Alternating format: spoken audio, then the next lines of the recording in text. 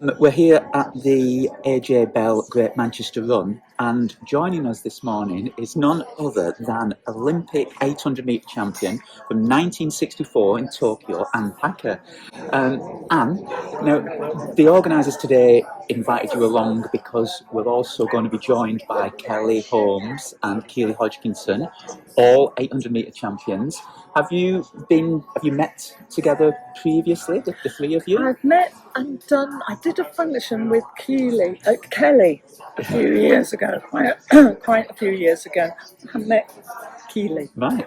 So yeah, I'm looking forward to it. Yeah. I think what a good idea. It's lovely. It was, wasn't it? Yeah. And so, I mean, I was watching the 64 video of your goals in Tokyo. Black and white. You weren't originally penciled in to do the 800, were you? Was it? Well, I was. I was in it because I was the third person that had done the qualifying time. Ah, okay. It didn't interfere with 400, which was my main event. Fortunately, I had 3 400 races, and then the 800 heat wasn't until the next day. Okay. So, but I hadn't got a clue about 800 metre running. Yes. I'd done a couple of races, one of which I qualified with at White City. Yes. But very sort of mediocre. Everything was Tokyo was cinder track. Okay.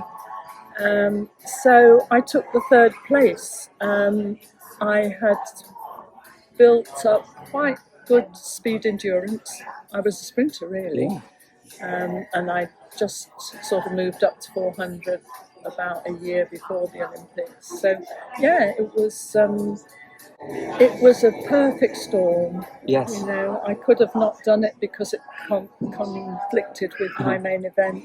All sorts of reasons I could have not done it, including, I know you're going to mention it, going shopping. Oh, I didn't know that. Oh no, this has gone into folklore that my husband Robbie, he had to berate me because I thought, after my disappointment in the 400, I thought, well, I won't bother with the 800. I'll just go and do a bit of Well, it worked, didn't it? Cheered you up a bit.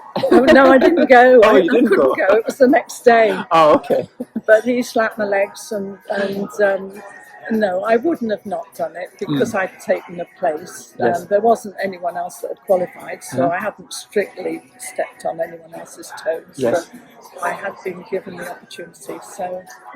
And so you already were running 52 for 400, and then the first lap was. Well, it was fast. It was fast. 59 it was under, something? Yeah, it was under a minute, but which still, for the other girls was pushing it. Really. But for you were in cruise control. Yeah. And then about 150 to go, was it, that you kicked on? About then, yeah.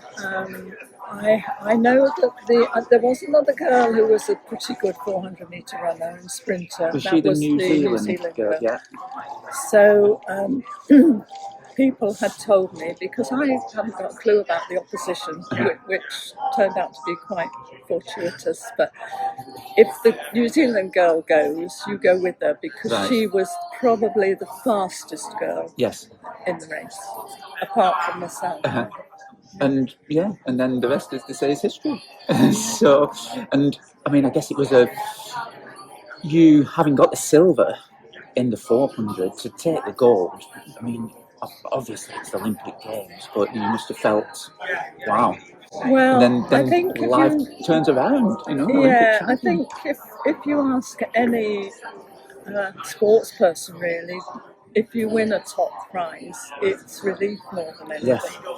And it was especially for me because I was really disappointed about the 400. It was close, and I think, and she's a great athlete, she proved that in Melbourne, 8 years earlier, she'd won the 100, 200 and the relay.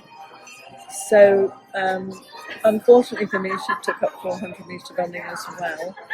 And I think if we'd have had 10 races, we probably would have won 5 each. But, on the day, I ran faster than I'd ever run before. Yeah, so, it was a world record, wasn't it? 2:01. No, I'm talking about the 400. Oh, the 400. Sorry. Yeah. I cannot explain it because my previous best had to qualify was 2:53. Wow. And then in the heat and the semi-final, I did very mediocre times. I think I was the slowest qualifier. Right. But I only deliberately did what I had to do. Yes. But, you know, even when you, as So- they say, sort of take it easy, it's still hard. Yeah, for sure. Yeah. Yeah. I mean, it's the Olympic semi-finals, and Yeah. so. Yeah. And did you fit? I mean, you kind of knew you'd gone through in 59. You weren't thinking of the world record, were you? On pace? No, I didn't even know what the world record was. Right. Okay. No. So it really And was in such a new fact, event for you. Paul, when I came to go onto the heat, the 2 races that I'd previously run in the UK, I'd never done an international. I'd never represented Great Wow. Britain before at 800, but we ran off an arc. So when we were in lanes, I Yes. didn't even know where I had to cut in. Okay. So I had to ask on the heat. I had to ask someone more or less where do we go. And of course, it was one of the stories of the games as well, wasn't it? Because it was 800 metres was the longest event for women, and it'd come back after, I think the last Amsterdam. time, something like that, 1920 or something Was like it that. Amsterdam? Yeah. Was it? And the ladies had looked rather sweaty and distressed at the end, so they didn't do it. They did it again in Rome. Yes. It was the first year of the 400 metres in Tokyo, Right. but it was the second year of the 800 okay. metres. They had done it in Rome. Yeah, and I mean, then it stayed for a few years like that, and then the 15, and then the 3,000 I don't know. in I don't 84. know when. I don't know when they did. I mean, now they do everything except the 50-kilometre walk, same as the men. Well, it was unusual that in 1984 the 3,000 was then the longest track event, along with the marathon on the road for the women. Is that right? Yeah. Yeah. So, Yeah. I mean, times have changed. There were only 12 events for women Yes. in Tokyo. Yeah. And what's extraordinary looking back is that I shared a room with Mary Peters, Mary Round, and Pat Price. Okay. 4 of us in a tiny room with two sets of bunk beds. And in that room we got 2 gold, 2 silver, 1 bronze, and a 4th place. Wow. So it's it quite a was good room. out of 12 events. It wasn't a bad room. Yes. Yeah.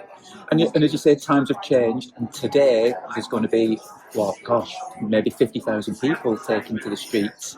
So running has become a mass participation sport in that respect, but there's very much of a resurgence in it from recent years, and now 2025 record entries in the London Marathon. Running is exploding for the youngsters and all kinds of ages. And you were saying earlier that you ran the London Marathon in 82? Yeah, the second one. I think it was 1982. And I've just been talking to Brendan, and he reckons that there were 12,000 that year. And how did that come about? How did you step? You stepped from 4 to 8 and then to the marathon? Yeah, but I mean, we had a family.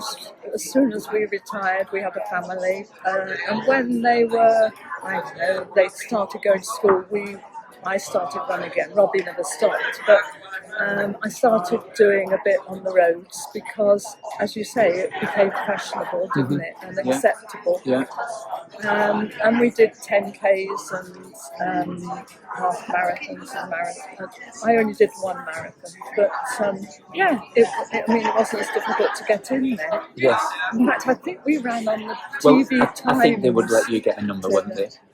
Yeah, I'm not. I won't be asking.